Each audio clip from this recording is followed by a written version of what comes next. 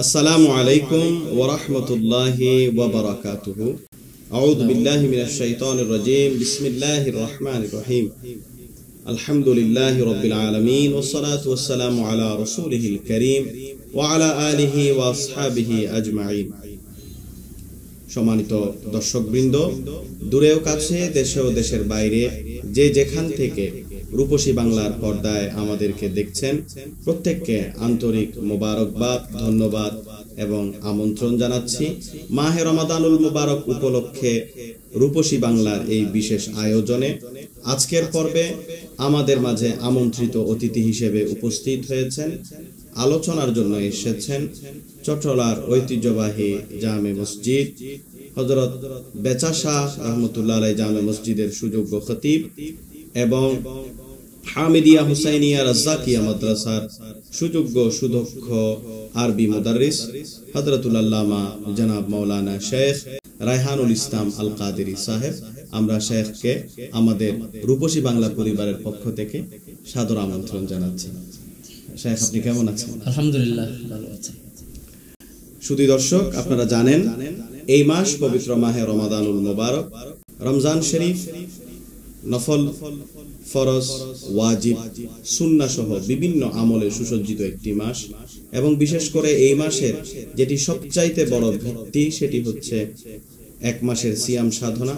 আজকের পর্বে আমরা জানব এই 30টি রোজা বা 29টি রোজা এক মাস সিয়াম সাধনার পাশাপাশি আমরা আরো কি কি ইবাদত বন্দেগী করতে পারি, কি কি ইবাদতের মাধ্যমে আমরা পবিত্র মাহে রমজান কাটাতে পারি। কারণ আমার রাসূল ইরশাদ করেছেন, নাহনুল আখিরুন আস-সাবিকুন। সহিহ বুখারী শরীফে এই হাদিসটি এসেছে। আমার নবী বলছেন, আমার উম্মত এসেছে পৃথিবীতে সবার পরে, কিন্তু জান্নাতে সবার আগে প্রবেশ করবে। তার অন্যতম উসিলাগুলোর মধ্যে একটি হচ্ছে পবিত্র মাহে রমজান। আসুন আমরা আমাদের বিজ্ঞ আলোচকের মুখ থেকে এই মাসে কি কি ইবাদত করা যায়, শেখের কাছে আমাদের প্রথম প্রশ্ন, এই মাসে আমরা কি কি ইবাদত করতে পারি একটু যদি আমাদের দর্শক মণ্ডলীকে বলতেন। নাহমাদুহু ওয়া নুসাল্লি ওয়া নুসাল্লিমু আলা রাসূলিহিল কারীম, আম্মা বাদ। সম্মানিত দর্শক, বিজ্ঞ উপস্থাপক আমার থেকে জানতে চেয়েছেন যে এই মাসে কোন কোন আমল করা যায়। প্রথমে আমরা বলে রাখি যে এই মাসে আমল করলে কি কি লাভ হয়। রাসূলুল্লাহ সাল্লাল্লাহু আলাইহি ওয়াসাল্লাম হাদিসে পাকে ইরশাদ করেছেন, মান তাকাররাবা ফিহি মিনাল খায়রি কামান আদিয়া ফরিদাতান। সুবহানাল্লাহ। এই মাসে একটি ফরজ যদি কেউ আদায় করেন, রাসূলুল্লাহ সাল্লাল্লাহু আলাইহি ওয়াসাল্লাম বলেছেন তাকে 70টি ফরজ আদায় সওয়াব। সুবহানাল্লাহ। এই মাসে একটি নফল নামাজ যদি কেউ বা নফল কাজ যদি করেন, তাকে ফরজের সওয়াব দেওয়া হবে। আল্লাহ। রাসূল কারীম সাল্লাল্লাহু আলাইহি ওয়াসাল্লাম বলেছেন, সেটি আমরা ধরে নিতে পারি বিভিন্ন জায়গায় অফার দেওয়া হয়, বিভিন্ন দিবস উপলক্ষে অফার দেওয়া হয়। এই রমজানুল মুবারক এটা আসলে একটা মুমিনের জন্য বিশেষ একটা অফার। এবং আমরা ধরে নিতে পারি রাসূলুল্লাহ সাল্লাল্লাহু আলাইহি ওয়াসাল্লাম এই হাদিসের বর্ণনায় একথা বলেছেন যে নফল আদায় করলে ফরজের সওয়াব পাওয়া যায়, আবার ফরজ আদায় করলে 70টি ফরজের সওয়াব পাওয়া যায়। রাসূল সাল্লাল্লাহু আলাইহি ওয়াসাল্লাম বলেছেন এটার বদলা জান্নাত ছাড়া আর কিছুই হতে পারে না। এটার বদলা হচ্ছে জান্নাত। এবং রাসূলুল্লাহ সাল্লাল্লাহু আলাইহি ওয়াসাল্লাম বলেছেন যে ব্যক্তি এই মাসে জিকিরের কোনো মাহফিলে যাবে তথা জিকিরের মজলিসে বসবে, রাসূল কারীম সাল্লাল্লাহু আলাইহি ওয়াসাল্লাম বলেছেন প্রতিটা কদমের বিনিময়ে এক এক বছরের লিখে দেওয়া হবে। সুবহানাল্লাহ বিহামদিহি। তো সেজন্য বলবো এই মাসে যেভাবে আমরা সিয়াম সাধনার মাধ্যমে কাটাবো, সেভাবে আমাদেরকে কোরআনুল কারীম যেহেতু এই মাসে নাজিল হয়েছে এবং এই মাসে সবচেয়ে বেশি আল্লাহ তাআলা প্রথম কোরআনুল কারীম নাজিল করেছেন, কোরআনুল কারীম নাজিলের মাস হচ্ছে এবং এই কোরআনের সাথে সম্পৃক্ত বেশি থাকতে হবে এই মাসে, এবং এই কোরআনের সাথে সম্পৃক্ত থাকলে সওয়াবও বেশি হয় এই মাসে। এজন্য কোরআনুল কারীমের মধ্যে আল্লাহ তাআলা বলেছেন যে শাহরু রমাদানাল্লাযী উনজিলা ফীহিল কুরআন। তো এটা কোরআন নাজিলের মাস। সেই হিসেবে আমরা দ্বিতীয় নম্বর সেক্টরে যেটি বলবো সেটা হচ্ছে এই মাসে বেশি বেশি কোরআন তেলাওয়াত করা। রাসূল কারীম সাল্লাল্লাহু আলাইহি ওয়াসাল্লাম হাদিসে পাকে বলেছেন, খায়রুকুম মান তাআল্লামাল কুরআনা ওয়া আল্লামাহু। যে ব্যক্তি কোরআন পড়ে অপরকে পড়ায়, যিনি শিখেন অপরকে শিখায়, দুইজন কিন্তু দামি। সেজন্য আমরা এই মাসে কোরআনের তালিম দিতে পারি এবং এ মাসে কোরআনের তালিম দেওয়া অন্যান্য মাসে কোরআনের তালিম দেওয়ার মধ্যে বিশাল একটি ভিন্নতা আছে। সে কারণে যারা এ মাসে বিশেষ করে আমাদের চট্টলার বাইরে আমরা অনেক জায়গায় দেখি যে পুরো রমজান ব্যাপী তারা একটি কেরাতের প্রশিক্ষণ। এটি কিন্তু সারা বাংলাদেশে হওয়া দরকার, এটি সময়ের দাবি। এবং আমরা ধন্যবাদ জানাচ্ছি গাউসিয়া কমিটি বাংলাদেশ ইতিমধ্যে আলহামদুলিল্লাহ চমৎকার ভাবে কেরাত প্রশিক্ষণের একটা চূড়ান্ত সিদ্ধান্ত নিয়েছেন এবং আমরা সেটাকে সাধুবাদ জানাই। এভাবে আমাদেরকে এগিয়ে আসতে হবে রমজানুল মুবারকে। এটি হচ্ছে নাম্বার 3 পয়েন্ট, যেটি আমরা কোরআন নিজে শিখবো, অপরকে শেখানোর একটা জলসা করে দেব। এরপরে নাম্বার 4 হচ্ছে যে এই মাসে আমরা সাহারি, যেটি অত্যন্ত বরকতময় এবং রাসূল করিম সাল্লাল্লাহু আলাইহি ওয়াসাল্লাম বলেছেন সাহারি খাওয়ার মধ্যে একটা বিশাল ফজিলত আছে। তাসাহারু ওয়া ইন্না মিনাস সাহুরি লা বারাকাতুন। সুবহানাল্লাহ। যে সাহারির মধ্যে যে বরকত, এটা রাসূল করিম সাল্লাল্লাহু আলাইহি ওয়াসাল্লাম আমাদের বিজ্ঞ উপস্থাপক বলেছেন যে এটার মধ্যে নিয়ামত আছে। রাসূল করিম সাল্লাল্লাহু আলাইহি ওয়াসাল্লাম হাদিসে নববীর মধ্যে ইরশাদ করেছেন। তাহলে এই সাহারিটা খাবো আমরা বরকতের নিয়তে খাবো, বরকত হওয়ার মতো করে খাবো। আমরা আমাদের পবিত্র অবস্থায় সাহারিটা খেতে হবে। আমরা সাহারি খেতে পারি তাহাজ্জুদের নামাজ আদায় করে, আমরা সাহারি খেতে পারি তাহাজ্জুদের নামাজ, সালাতুত তাসবিহের নামাজ আমরা সাহারির আগে খেতে পারি, যাতে করে ওই সাহারির সময়টা দোয়া কবুলের একটি মঞ্জিল হয়ে যায়। সেজন্য একটি ইবাদতের পরে যখন আরেকটি ইবাদত করা হয়, আল্লাহ তাআলা সহজে সেই দোয়াটা বেশি কবুল করে নেয়। সে কারণে আমরা আমাদের যারা দর্শক আছে আমরা তাদেরকে বলবো যে আপনারা এই মাসে সেই বরকতময় সাহারিটাকে উপভোগ করুন এবং আলহামদুলিল্লাহ দেখবেন এই সাহারির মাধ্যমে আল্লাহ তাআলা আমাদের কিসমত, আমাদের তাকদীরকে পরিবর্তন করে দেবে। সাথে সাথে আমি যুক্ত করতে চাই যে এই যে বরকতময় মাসে আমরা যখন তারাবির নামাজ আদায় করার একটা সুযোগ পাবো, সেই তারাবির নামাজ যেন হতে পারে আমাদের জন্য জাহান্নামের ঢাল শুরু। এটিও হাদিসে পাকের মধ্যে রাসূলুল্লাহ সাল্লাল্লাহু আলাইহি ওয়াসাল্লাম কত চমৎকার বলেছেন যে তোমরা এমন ভাবে তারাবির নামাজ আদায় করো যে নামাজ তোমাদের জন্য জাহান্নামের ঢাল হয়ে যাবে। তোমরা এমন ভাবে সাহারি খাও, এমন ভাবে ইফতার করো যে ইফতার তোমাদের জন্য জাহান্নামের ডাল হয়ে যাবে।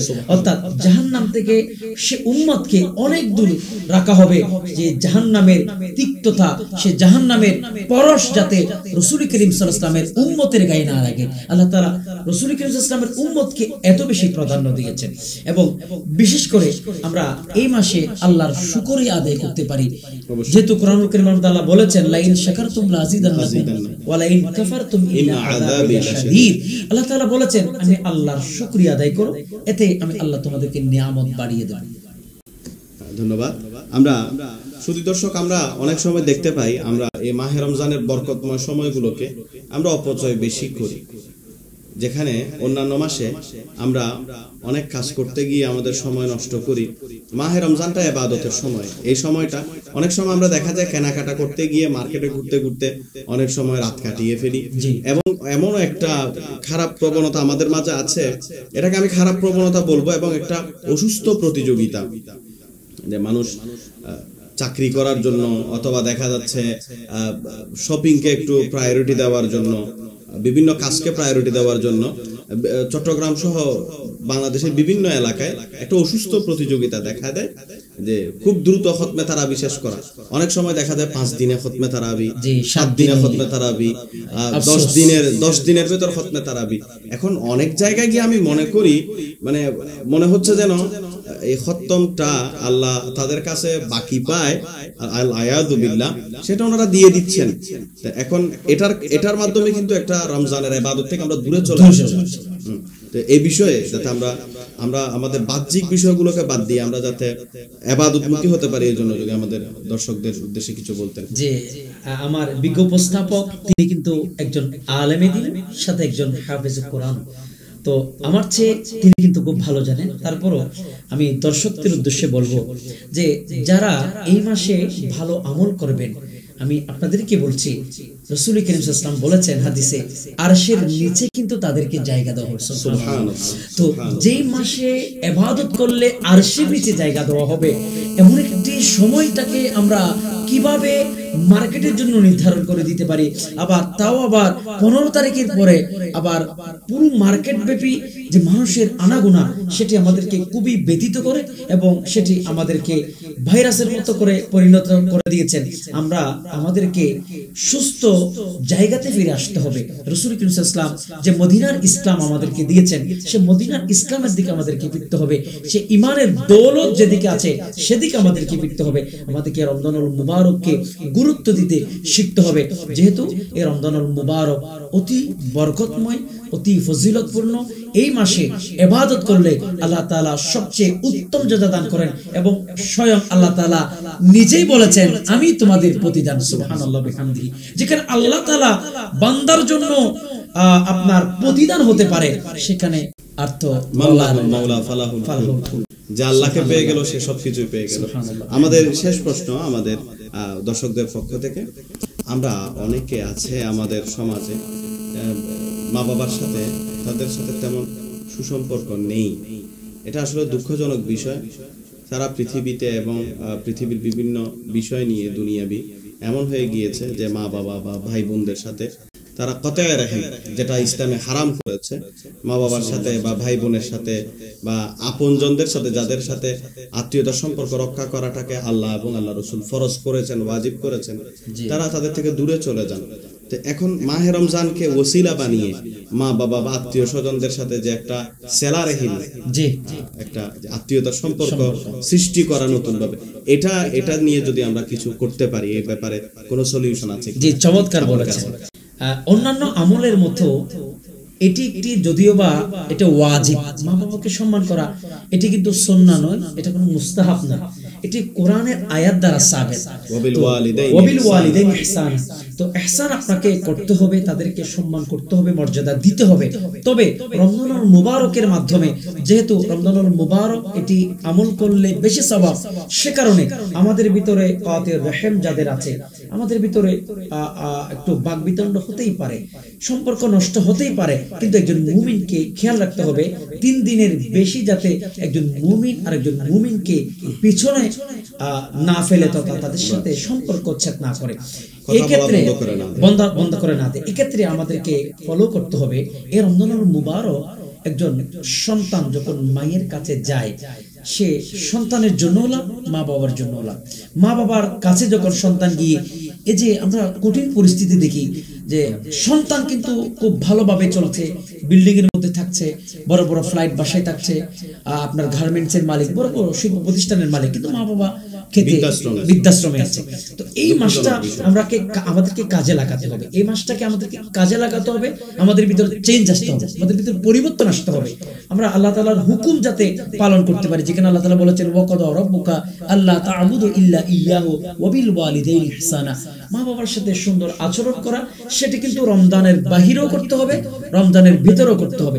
রমজানের ভিতরে বেশি কেন করব? যেহেতু এই রমজানুল মুবারকটা একটা কাজ করলে 70টা নেকি পাওয়া যায়।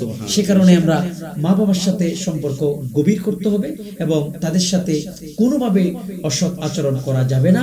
এবং মা বাবার হাত দিয়ে যখন দোয়া করা হয়, তখন তারা জমানার শ্রেষ্ঠ আল্লাহর ওলি হয়ে যায়। কেউ গৌসুল আজম হয়েছেন, কেউ বাইজিদ বুস্তামি হয়েছেন, কেউ সুলতানুল আরিফিন হয়েছেন। এভাবে জগৎ বিখ্যাত যারা যুগের ইমাম হয়েছেন, ইমাম বুখারী রাহমাতুল্লাহ আলাইহি জীবনে দেখলে তো আমরা আরো আশ্চর্য হব, যিনি কিনা চক্ষু অন্ধ হয়ে গিয়েছেন, মা গভীর রাতে হাত তুলে দিয়েছেন, দোয়া করেছেন, মায়ের দোয়ার বদৌলতে ইমাম বুখারী রাহমাতুল্লাহ আলাইহি অন্ধ চক্ষে আল্লাহ ফিরিয়ে দিয়েছেন। সুবহানাল্লাহ বিহামদিহি। এখান থেকে আমাদের কি শিক্ষা নেওয়া যায় না যে মা বাবার খেদমত করলে একজন অন্ধ মানুষ ভালো হয়ে যায়। এখন আপনাদের প্রশ্ন থাকতে পারে, এটা কি শিরক হয়ে গেল? মা কিভাবে আপনার অন্ধ সন্তানকে ভালো করে দিতে পারে? রব্বে কারীমের বড় দয়া, আল্লাহর পক্ষ থেকে। সেজন্য আমরা মা বাবাকে বেশি তাজিম করব, মা বাবাকে বেশি সম্মান করব। যতটুকু না করলে ওয়াজিবটা আদায় হবে না, ততটুকু আমাদেরকে করতে হবে, যতক্ষণ না শিরকের পর্যায়ে না যায়। শুধু দর্শক, আপনারা এতক্ষণ পর্যন্ত মাহে রমজানের গুরুত্বপূর্ণ ইবাদত এবং আমল নিয়ে আমাদের আজকের পর্বের বিজ্ঞ আলোচকের বক্তব্য শুনছিলেন। আসুন আমরা এই পবিত্র মাহে রমাদানুল মুবারকে বেশি বেশি ইবাদত বন্দেগী করি। আমরা ফরজ ইবাদত, ফরজ নামাজ, ফরজ রোজার পাশাপাশি ওয়াজিব ইবাদতগুলোর পাশাপাশি আমরা বেশি বেশি জিকির, দরুদ শরীফ, যে দরুদ শরীফ জবানের অলংকার, যে জিকির অন্তরের প্রশান্তি, এগুলোর মাধ্যমে আমরা সময় কাটাই এবং আমাদের মূল্যবান হায়াতটুকু আমরা সঠিকভাবে ইউটিলাইজ করি। শুধু দর্শক, আগামী বছর মাহে রমজান হয়তো আমার আপনার নসিবে নাও আসতে পারে, হয়তো আগামী মাহে রমজানে আমি আপনি কবরে চলে যেতে পারি, সে সময়টা যেন আমাদের কাছে আফসোসের না হয়। আসুন আমরা আমলি জিন্দেগি গঠন করি। আজকের সম্মানিত মেহমান এবং বিজ্ঞ আলোচক মুফতি শেখ রায়হানুল ইসলাম আল কাদেরীকে আমরা আন্তরিক মোবারকবাদ জানাচ্ছি। আপনাদেরকেও ধন্যবাদ জানাচ্ছি, আপনারা যারা রূপসী বাংলার পর্দায় আমাদেরকে এতক্ষণ দেখেছেন। আপনাদের মূল্যবান মতামতগুলো আমাদের কমেন্ট বক্সে জানাবেন, আপনাদের মূল্যবান প্রশ্নগুলো আমাদের কমেন্ট বক্সে জানাবেন। ভালো থাকুন, সুস্থ থাকুন, যুক্ত থাকুন আমাদের এবং আপনাদের প্রিয় অঙ্গন রূপসী বাংলার সাথে। আসসালামু আলাইকুম ওয়া রাহমাতুল্লাহি ওয়া বারাকাতুহু।